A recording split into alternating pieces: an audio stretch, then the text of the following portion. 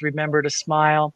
E is engage your heart, answer your calling, take time for yourself, heal from within, and then embrace the moment. And then I have the principles, I explain what they are.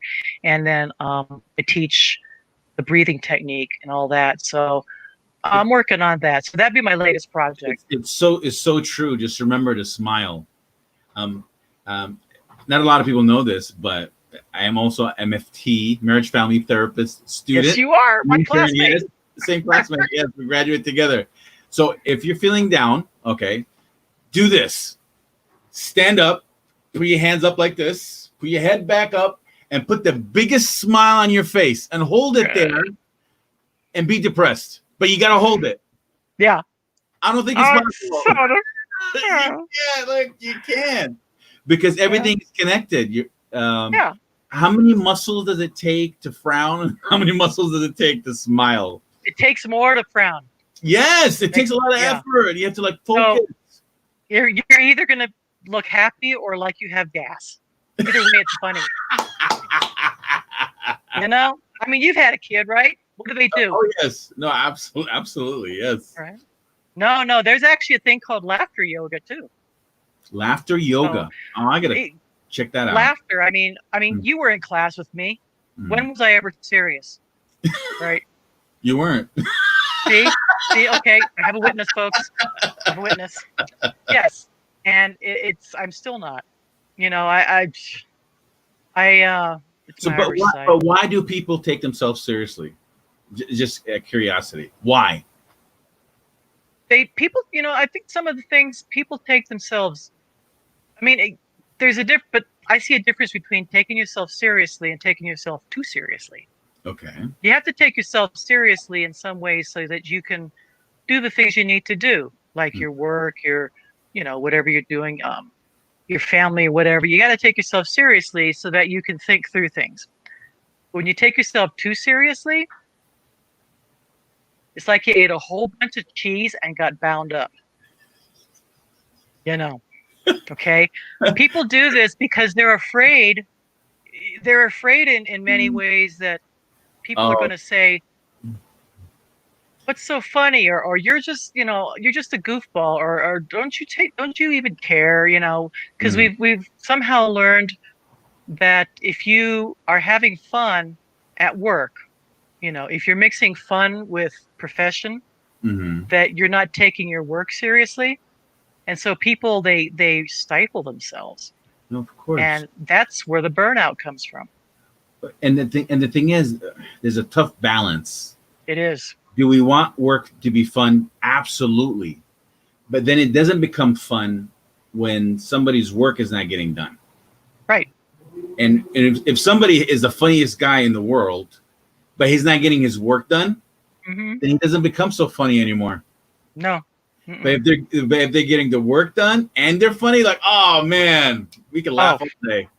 Yeah. And my career's been in psych, inpatient psych, outpatient psych, addictions. My most recent work was with dementia. How can you not be funny with people who have dementia who are veterans? Do you have any funny stories? Do you have any funny stories? God, I could write a book. Give me one. Let's see. Okay. Let's see. Okay, one of the things that I did when I was at the last VA I worked at, I introduced robotic pets from the Joy for All companion pets. You look it up. Are they like fluffy or are they just like They're fluffy. Just look up Joy for All. They're cats and they're dogs, but they were developed for the elderly, especially with dementia. Okay. And so what I would do is I would find out from the staff, if one of the residents, the veterans, might benefit from a pet. Maybe they had a pet or something. So I'd bring one in and introduce them, and I would ask them if they wanted to adopt. Oh wow! The pet. And the pet, yeah. The robotic pet. Okay. The robotic pet. So I think by the time I retired from that VA, I think I had about over 30 being used. And I had, written on it, presented on it, but I mean, just seeing these, like, you knew the guy was in the Battle of the Bulge. Ranger, Army Ranger, Airborne. I mean, you know what I'm talking about, right? Yes. It's like, don't mess with me kind of thing, right? Army And then, Rangers is like being a SEAL in the Navy. I mean, like they're the toughest of the tough of that branch. or So a Army PJ in Ranger, the Air Force, okay? oh, yes. Yeah. It's like, Okay. I dare you to throw that chair. Yeah. Okay. So it was just so funny to see guys like this. And then I bring them this fake animal. But see, they've got dementia, so it doesn't occur to them that it's fake. And they start caring for this thing. Okay.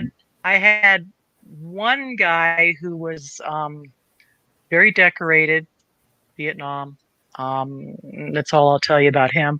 Okay. But he was pretty high speed, as we call it in the military. Okay. And he saw me carrying around the little golden retriever puppy. Okay. And he loved it. So I asked him, I said, would you, I mean, I have one that needs a home. I'm just playing it up. And he says, you do? Well, can I see it? So I brought it, right? And he adopted the dog. The next morning, I see him trying to feed his oatmeal to the dog. The guy literally thinks his dog's eating the oatmeal. Okay. Is this the There pet you dog? go. Is That's this it? Willow. That's Okay. it. It's a robotic pet. These things are phenomenal. Okay, robotic pet, Army Ranger with dementia, and I guess he was trying to feed it. That's his dog. Everywhere he went, he took his dog. Aww. You know, I had So what did you say? What did you say to him? He was trying to feed the robotic dog. I would say I was teaching the staff, jump into the pool with people. You're working with dementia. It doesn't matter what you say to somebody with dementia, you're never going to win the argument. So don't try. Jump into the pool. So I would go up and say, well, how's Willow today? Oh, does he like that oatmeal? And we just have like a full out conversation, you know? I started introducing the pets because they were good for behavior control, behavior management, agitation, things like that. Mm. I mean, I've got about 30 something stories, you know, each of the cases and all.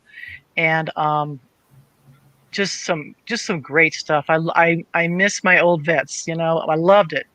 And just those kind of funny stories. I had them let's see. I had one gentleman who, World War II veteran, had danced with Shirley Temple at the Hollywood Canteen. It's for real? For real. Okay. And I just happened to be a Shirley Temple fanatic. Okay. Including a playlist on my phone, all right? Okay. I'm not stalking her, don't worry. But I met this guy and found out after talking to him, and I went, wait a minute. So I pull out my phone, and I went to the playlist, and I said, well, what's your favorite song of hers? He says, well, Good Shit Lollipop. And he was just smiling, you know, talking about her. Before that, he hadn't really talked about stuff. So I click play. Next thing you know, this guy bursts into song singing Good Ship Lollipop. And then he starts dancing with me. Aww. Hadn't done anything before. I mean, it was hilarious. All he wanted to do was hear Good Ship Lollipop. So. Okay.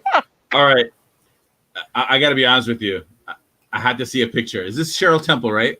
That's Shirley Temple, yeah. Okay. Remember, I'm not when she was younger, was when she was more famous. She had the ringlets, you know. Oh, okay.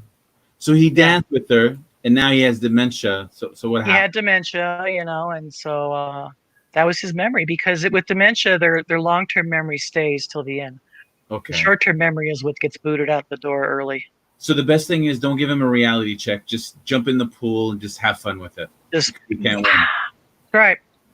That's right. Just jump into their reality, because you're just going to cause them to get upset, to regress, and then they're going to hit you. Ooh. Yeah. You know, that reminds me. That was my tough lesson. I was at the psychiatric hospital, and you know they have schizophrenia, bipolar, you name it, suicidal, you name it. It was there. Yeah. And I gave a reality check to it's schizophrenic. Oh. Oh yeah. I was like, being kind about it. Like, no, that's not real. Mhm. Why do you? I mean, like, literally, they trying to wiggle around it, the logic, Mhm. and they're trying to give you the answer. Eventually, she came and hit me. I dodged it. Like she punched me. She's like, "How's that working for you?" It's not. So what I learned is just listen. Then I say, I believe that you believe it. Or just don't say anything at all. Yeah, just listen. When I was teaching nursing, I was teaching psych nursing a long time ago. Mm-hmm. And then when I teach now, one of my hallmark things that people would tell you that I always told them about working with PS and dementia is like about the voices. Never ask them if they're having voices or not, because you're going to get a no every time. You ask them, how are the voices today? And they're going to either say, I'm not having any voices, or the voices are doing this. So you kind of trick them like a little mind thing, but that's how you got to do it. And Karen, they brought this device for us counselors to experience hallucinations. Yes. So they put headphones on us, and it had a little fan, and they also give you a little smell. Yeah. And they make us see this. It's like a virtual reality kind of thing. Yeah. I just did it for 5 minutes. I had so much anxiety. Yeah. Overwhelming. And I had more empathy to them, especially if they're living with it. It's really hard. And I'm talking when I see the virtual reality, somebody's offering you pizza, and they're seeing the pizza is like, and you're hearing a voice, poison, don't eat it, poison. They're trying to poison you. Like, whoa, and then you're having second thoughts. Something's telling you that. And even somebody trying to offer you medication, like, no, poison, don't take it. They're with them. Yeah. Oh man, it was that started several years ago with there was the police, one of the precincts down in Florida we're training the policemen. Yeah, mental health with using that. With that particular thing, and Anderson Cooper actually did it on TV once. But there's one for dementia too, that I used, and it was called a virtual dementia tour, and basically that was on TV, and same thing, but it was like the person had dementia, and a famous reporter went through it on TV, and she just fell apart. And it was only for 12 minutes. Oh, I know. Imagine living with it. Yeah, exactly, and that's the whole idea. And that is so important, especially for the police. We'll talk. That's another topic. What's going on? Yeah. And I wish the police understood when they're dealing with a mental health patient, especially if a mental health patient is in and out of the system. It's easy to be homeless, and especially if he gets off his medication, he's going to be extremely, going to have some episode. And if the police doesn't understand it, it's a different story. And what do you think happened with the recent episode with the police officer putting a knee on the back of the head? Unfortunately, he passed away. It's so sad. But the guy was handcuffed. That what drove me even crazy. Why? Yeah. What made him get to that point? What's your psychological point of view? What took the cop to go that far? I don't get it. What was his reasoning? Even though everybody was watching him. Ego. Really? I have my two brothers. One's a firefighter, one's a sheriff. So, I have the best of both worlds. And my brother, who's a sheriff, he'd say the same thing. It's their ego gets in the way, and they forget their training, and they forget who it is they've got there.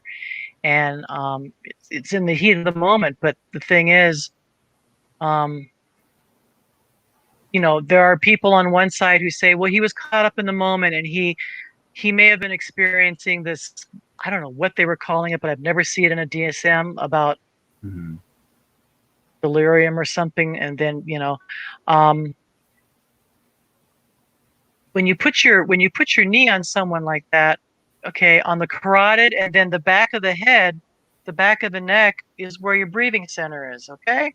So like that. And then you got somebody on the, laying on there, and then multiple people tell you don't do that, and you're still doing it while looking at these people, then you're not too delirious. Yeah. You're pretty much with it. So it becomes ego. Yeah. So what do you think the solution is? I have a theory. I'll share it with you after I hear yours. Well, how can we solve this? part of the solution is get rid of those guys. I mean, thank goodness they finally brought the other 3 that were involved on charges. But Karen, firing a cop, it's extremely hard, especially if they're in a union. It's going to be nearly impossible. Well, if you have enough evidence.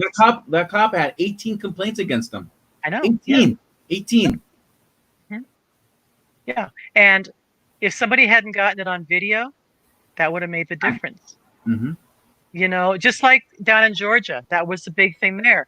If that guy, the 3rd guy involved that they found out later, if he had not videotaped it, for whatever reason he was videotaping it, they would have gotten away with it because the video didn't come to light until, the media got a hold of it. And so that's one of the beauties of technology.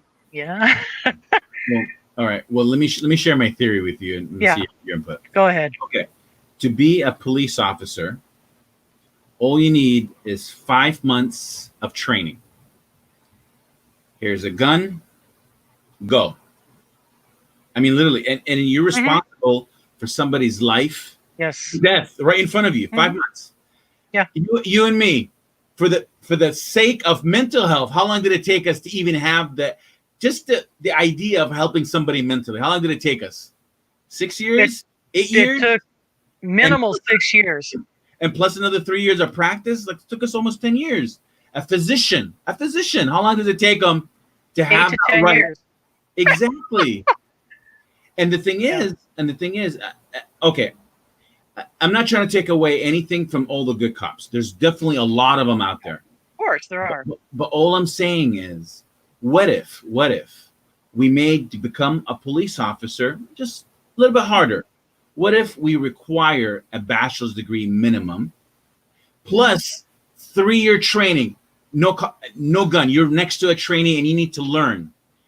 And also, you got to be an easier way to get rid of the bad apples, because I'm telling you, there's a lot of bad apples in there, and they want to get fired inside them.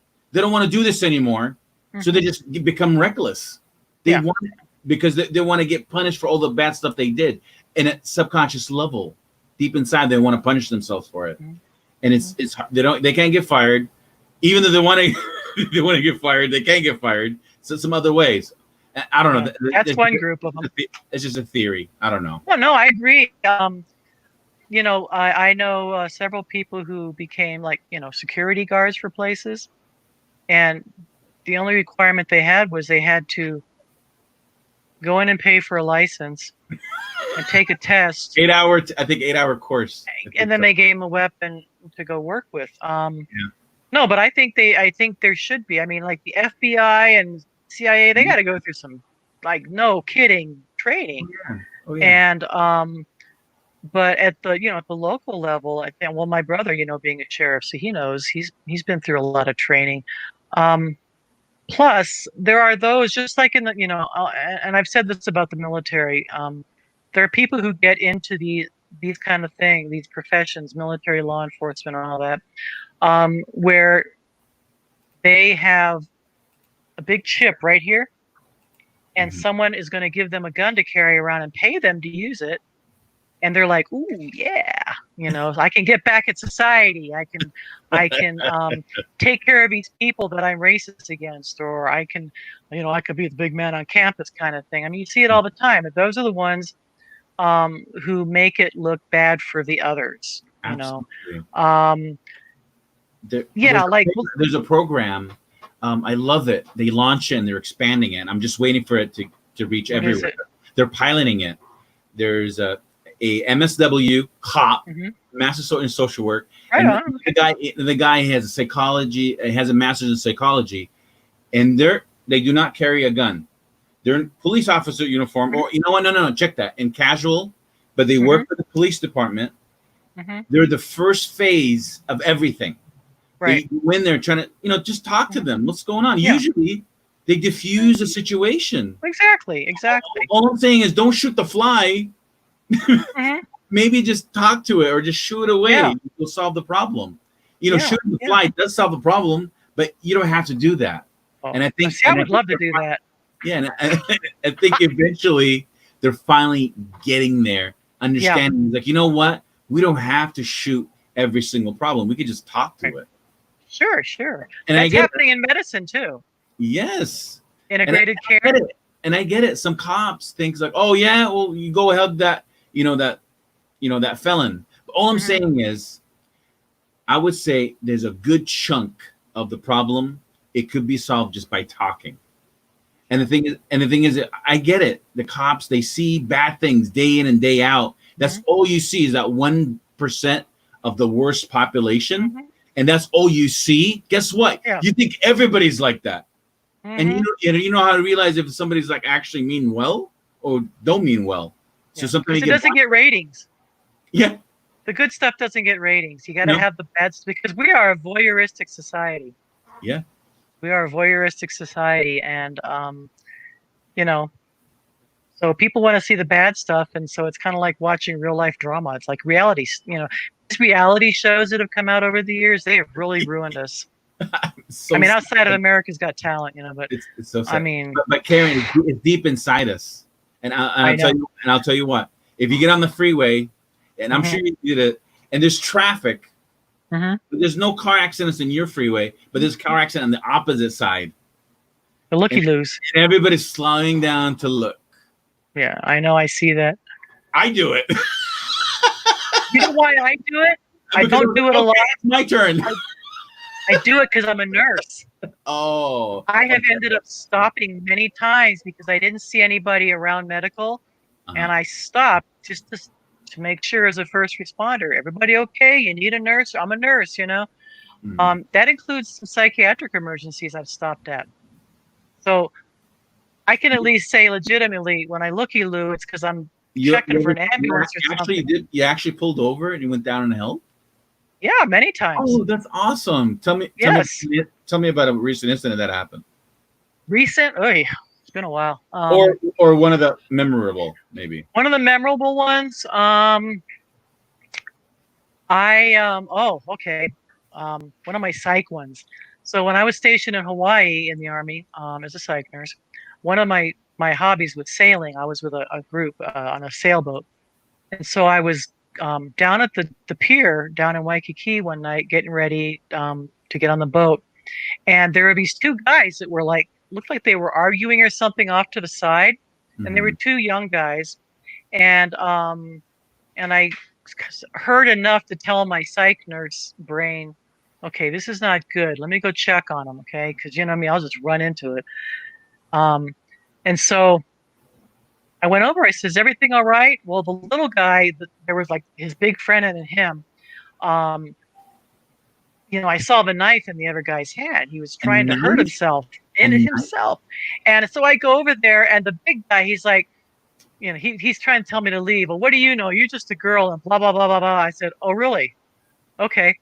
So I just stood there just to make sure everything was safe. Well, the other guy, the little guy, starts to get escalated, and his friend doesn't know what to do. And I just looked at his friend. I says, I'm coming in. And he's looking at me like, what am I going to do, right? And then I said, I'm a psych nurse. Oh, everything changed, right? And so I told us, and his friend got out of his grip, ran to the car they were at, and breaks open the trunk. And I guess he had another knife in there or something. So while this guy's doing that, I'm telling his friend, I says, wait for my signal. I'll grab the top, you grab the bottom. We're taking him down. And that's happening on the street. It was right there in the parking lot of the wharf, the marina. Okay. So it suddenly occurred to him that I was legit. Okay. Right. So he starts listening to me. So sure enough, this kid gets a knife out and he starts waving it around. And I just gave the guy the signal, and just at once, boom, we were on him. We had him down. And the guy said, get the knife. And the guy grabs the knife and throws it in the water. What kind of knife was it? Like a butter knife or? No, it was like a sharp knife? A sharp knife. Yeah. Wow. Not something you'd eat with, but he was. Yeah, you're definitely Army. We had him on the ground, and this guy's looking at me like, he just had no words. And I said, I told you. And Then so what happened? we laid on the guy until the ambulance came. And Okay. then the ambulance people, they tried to get me out of the way. I said, and then the big guy who tried to tell me to get away earlier, he Uh-huh. looks at the police. He says, she's a psych nurse, all right? And they just like the waters parted, and here I am, you know. And so I was giving them report and everything, got the kid to the hospital and all that. But that was a wild one. That's probably like the worst one. Wow. But it's really funny when I show up at a scene that's a psych emergency. I Uh-huh. mean, it's funny enough when I show up at a scene, I say, I'm a nurse. Oh, okay. But when I show up and I say I'm a psych nurse, the waters literally part Mhm. because, you know, there aren't many of us around. No, because you understand. No, Yeah. absolutely. It's hard. Yeah. And it's probably really hard for the psych hospitals now, especially with COVID. Um, Mm, how do you think the hospitals are taking it? Especially they're living like literally right there, I and know. staff is working there. Yeah. Well, I've talked to some of my friends who are still working in the inpatient side, and they basically, you know, they stay in the nurses station a lot unless they need to go talk to their patients or something. But um, wearing masks, things like that. I mean, hoping that none of the patients who have schizophrenia or psychotic or something, you know, decide that you're coming after them and they spit on you or something, you know, or cough on you. So it's I've always like gotten really nervous when our nurse management would float nurses to our unit from other floors who were not psych nurses. Ooh. And this was in non-COVID time. So imagine now if a nurse is getting, you know, floated to a unit and they're not a psych nurse and they haven't been trained. And so you're watching your patients and this nurse. Yeah. You And know, and for the people that don't, just to know, when we say a psych nurse, basically a nurse that understands the patient have a severe mental illness like schizophrenia, suicide everything. ideation, Yeah. schizoaffective. I mean, like bipolar. I mean, like Yeah. in a drop of a hat, they'll react. Yeah. See, That's, and there's my like 60, and there's 60 patients like that at that hospital, and it's locked. it's locked. And it's And you're locked. locked in there with them. And you're with them. Yeah. Yeah. My training was in the Army as a site nurse. So after I had finished my first bachelor's in biology, Mm-hmm. and then eventually, you know, I forget which one it was, but when I went for I got my nursing training, so 4-year program. And then when I went into the Army as a nurse, still had to go through 6 months of training to be a psychiatric nurse. So that was pretty intense. I mean, I'm learning stuff that psychiatrists have to learn. And so when I would go into a situation, it was because I had extensive training. And that's kind of why I decided to be a therapist, was because of 20 something years of Because you've been working. doing it anyway, because you've already I'm been doing doing it anyway. So why not, you know, just bump it up a notch? You're natural at it. Yeah. Yeah. So it's actually pretty cool because I've got the nursing background. So Mhm. I can do the patient education that a lot of therapists can't do with medications, neuroanatomy, biology, and stuff. Wow. I'm like a one-stop shop for somebody, Oh, no. you know, and You're like 1 in 10 million, I would say. probably, yeah, there's not a lot of, Have you met a person like you? um, I don't think so. you know, I haven't. Yeah, I'm telling you. I've read like, you know, on the LinkedIn or these other sites, I've read posts from people, maybe a couple who are nurse therapists, but really, you know, a lot of nurses, they go the masters of nursing route and all that. I went the other way, you know. So So what made you want to choose that route? Why did you become a psych nurse at the Army, or did the Army just chose you and you just fell in love with it? no, well, I was actually pre-med when I started college. Oh wow. I wanted to be a psychiatrist.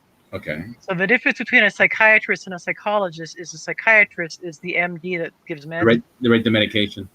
Yeah, which I don't want to do. But so when I didn't end up going to med school, what happened was I got married at the time, and my husband and I were both in the military. And so he got stationed in Pennsylvania in recruiting command. So he was a recruiter. Well, while I was there, I got to know the nurse for the recruiting command who was stationed there, and we got to be friends. And I told her my background and all that. And at the time, they were like a nursing shortage in the military, so they needed nurses.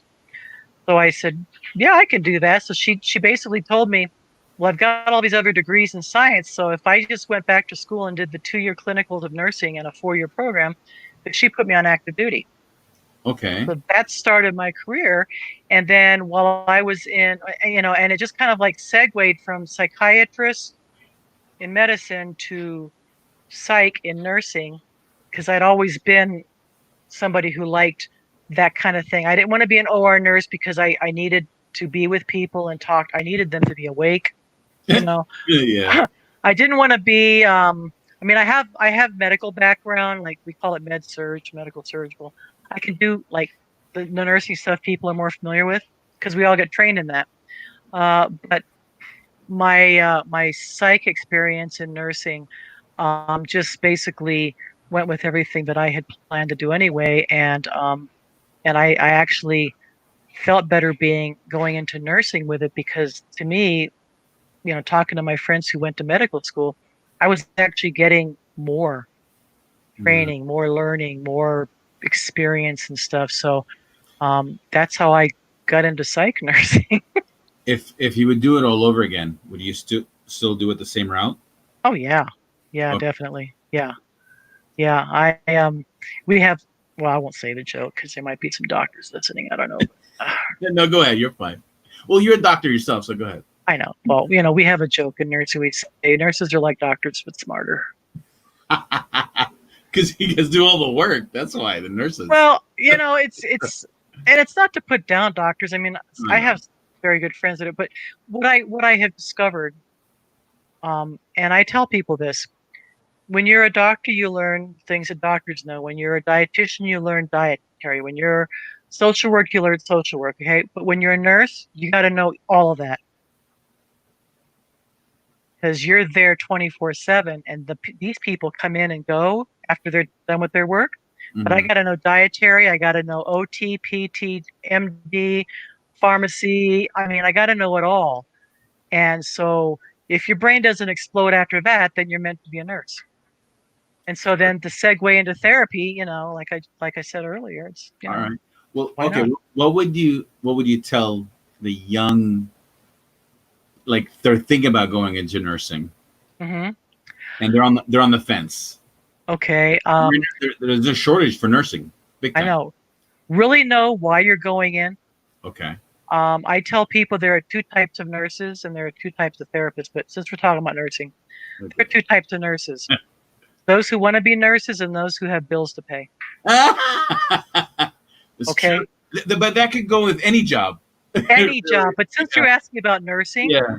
I remember giving a talk to our nursing leadership once at one of our monthly meetings. Yeah. And I said the same thing. I said, there are 2 types of leaders. Okay. There are those people who occupy a leadership position, and then there are the leaders. That's so true. And I just looked at every one of them and nobody said a word. But there are 2 types of people that go into a profession. In this case, nursing. They got bills to pay, or they really want to be a nurse because it's not about the money. And if people like me will know why you're there the minute you walk in the door. So be very careful if you don't look at going into nursing because there's a nursing shortage. I mean, I've actually had nursing friends of mine that practically forced their kids into nursing. And one of my colleagues said once, well, I told my daughter, I said, go into nursing. It's a sure paycheck. Okay. And I just looked at her and I was thinking, I didn't say it. I was thinking, I don't want your daughter taking care of me. We, in our master's program, we had a classmate. I don't know if you remember her, but what's her name? She always complained. Give me her first name. I'll know. I don't remember it. I just remember her. But she always sat in the class complaining about, I don't want to work with crazy people. I don't want to work with couples who are fighting. I turned around to her one day and said, well, what are you doing here? This is an MFT program. Oh yeah, but I need a good job to support my kids. I'm like, oh no. Yeah. See, But there's always that one in any job, really. there is always that. And if I was a leader, obviously, I'm trying to be graceful with them. Mm-hmm. But that attitude, believe it or not, is extremely cancerous. It I mean, is. I mean, they'll finally It's like COVID. Yes, even worse than COVID. I know. And it like literally will suck your energy dry completely. I know. So I try to put them on a short leash really quick. Yeah, I just gotta I go into therapist mode. That's my thing. People know that about me. But when I get around difficult people or stuff like that, even outside of work, I've had friends look, you're going to the therapist mode, aren't you? You got to. It's okay. Well, for me, when you're a drill instructor or your TI is yelling and screaming at you, and he's putting his finger right in, like almost touching your eye. Yeah. Like that, and you're like, "There's no place like home. There's no place like home." I know, and you're calming down, and I think you develop that. Like, no matter what the situation is, you just like you relax. Actually, I get calmer the more stressful the situation is. It's weird. I have no idea how, but I don't know. That's how I'm built. I'm sure you developed it too. Some of us are just kind of innately resilient, I guess. Yeah. Not in everything, but we have the capacity. But I mean, I would walk around when I worked at the VA. I'd walk around with my rank on. Nice. And I was a field grade. Nice. So imagine me on a psych unit full of young. What was your rank? A major. Oh wow. 04. A major, that's an officer. Yeah. People are supposed to salute you when you go out. Yeah, well, I would have these young guys on my unit, and they would see that, and they would actually police each other up. They didn't want me doing it. Oh. Yeah. So I mean, that's awesome. I missed the military, man. I know, yeah. But I would tell people, like even people kids wanting to go in the military, I said, don't go in there for the wrong reasons, because you will be found out, and you will have wasted a lot of time, energy, and money and heartache working at something that you do not like. Mm-hmm. And then what have you got? You got school debt and you got a lost career. But those of us who have been around, we will know, and your patients will know. Oh yeah, what you're there for. I would tell my nurses, your patients know exactly what kind of day they're going to have by what they see coming out of the report room. So make your choice. Well, it's true, but also at the same time, at the end of the day, even it goes back to the cops and the nurses. Mm-hmm. We forget they're human beings just like us. Sure. They make mistakes. They say things, slip, and so on. But when I guess I'm just praying to God when there's a situation of somebody's life. I hope you just put your professional hat on and you do the right thing. Well, there's that's true, and I agree. But I'm going to take it up another level. When you choose certain professions, you know up front that you are going to be held to a higher standard. That is your choice. Yes. You don't think you can do that? Then don't go into that profession. Don't do it. Because you know already. Bills, Karen. What? But you got what? No, I'm just kidding. I'm just playing off what you said. I know, right? You get a paycheck, or they're doing it for what they love. No, I get it. Yeah, right. I mean, because, these people these mothers, I mean, I feel bad for them, Gold Star mothers and all that, but, years ago when this latest war started, and this one lady, very famous in Texas, was, look what you did to my son, and blah, blah, blah, and all of us veterans were like, ma'am, I think your son knew what he was signing up for, okay? We're sorry that it happened to him. But you didn't say it. No, but some people did.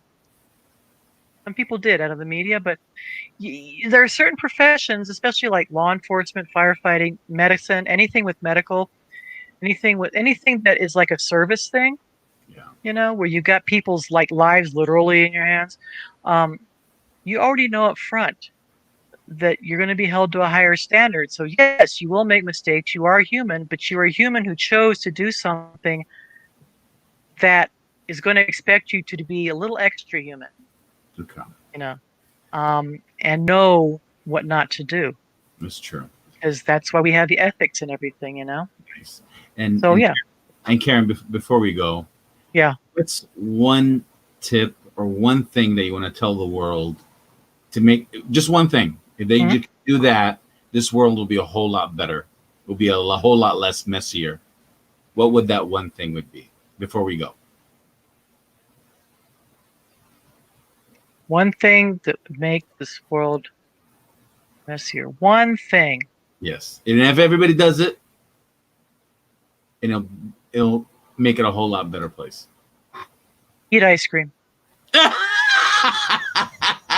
And don't give me the lactose thing. Rocky okay? Road, please. Thrifties. Oh.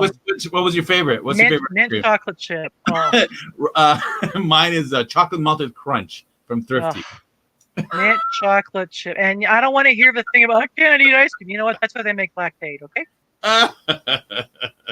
Eat ice cream, all right? And that encompasses a whole lot of things, but you said to say one thing. Mm-hmm. Eat ice cream literally, but eat ice cream of course in your mind. You know, Viktor Frankl. Yeah. Logos, you know, eat ice cream. That's, you know, that would be it. Okay. All right. Awesome. Thank you so much, Dr. Oh, you bet, my friend. See, ladies and gentlemen, we solved it. Just eat ice cream. But obviously, she's not talking about the real ice cream. I'm talking in our mind.